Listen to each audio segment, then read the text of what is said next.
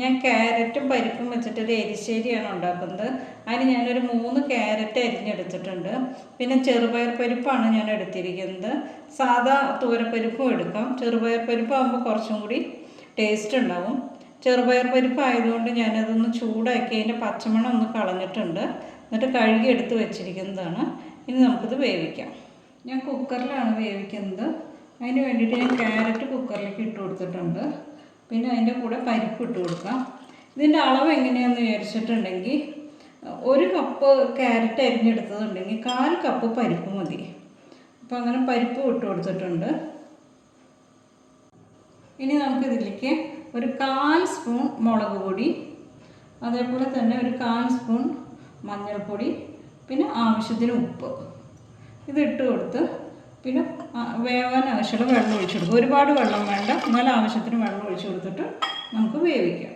ഇനി നമുക്ക് കറിക്ക് അരയ്ക്കാൻ വേണ്ടിയിട്ട് കുറച്ച് തേങ്ങ എടുത്തിട്ടുണ്ട്, 2 പച്ചമുളക് എടുത്തിട്ടുണ്ട്, പിന്നെ കുറച്ച് ജീരകം, മഞ്ഞൾപ്പൊടി, 2 വെളുത്തുള്ളി അല്ലി, അതുപോലെ 2-3 ചുവന്നുള്ളി. ഇത്രയാണ് നമ്മൾ എടുത്തിരിക്കുന്നത്. ഇത് നമ്മൾ തരിതരിപ്പായിട്ട് അരച്ചെടുക്കണം, കാരണം അവിയലിനൊക്കെ അരയ്ക്കുന്ന പോലെ അരച്ചെടുക്കണം.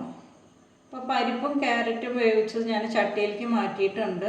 ഇതിനി ഒന്ന് തിളച്ച് വന്നു കഴിഞ്ഞാൽ നമുക്ക് അരപ്പ് ചേർക്കാം. അപ്പോൾ കറി നല്ലോണം തിളച്ചിട്ടുണ്ട്, നമുക്ക് അരപ്പ് ചേർത്ത് കൊടുക്കാം. ഇനി ഇതൊന്ന് ഇളക്കി കൊടുക്കാം. എല്ലാം കൂടി ഇളക്കി യോജിപ്പിക്കണം.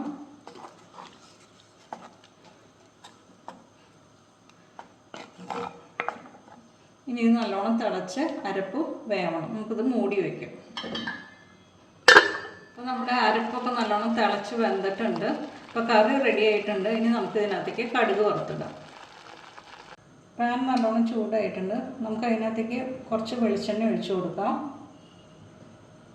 കുറച്ച് നെയ്യ് ഇട്ട് കൊടുക്കാം.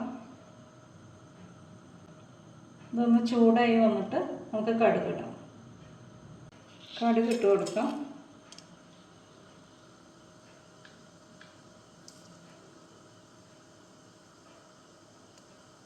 കടുക് നല്ലോണം പൊട്ടി വന്നിട്ടുണ്ട്. കറിവേപ്പില ഇട്ട് കൊടുക്കാം. പിന്നെ നമുക്ക് അതിനകത്തേക്ക് 1 സ്പൂൺ തേങ്ങ ഇട്ട് കൊടുക്കാം. തേങ്ങ ഒന്ന് മൂത്ത് വരണം. തേങ്ങ നല്ലോണം മൂത്തിട്ടുണ്ട്. നമുക്കിനി ഇത് കറിയിലേക്ക് ഒഴിക്കാം.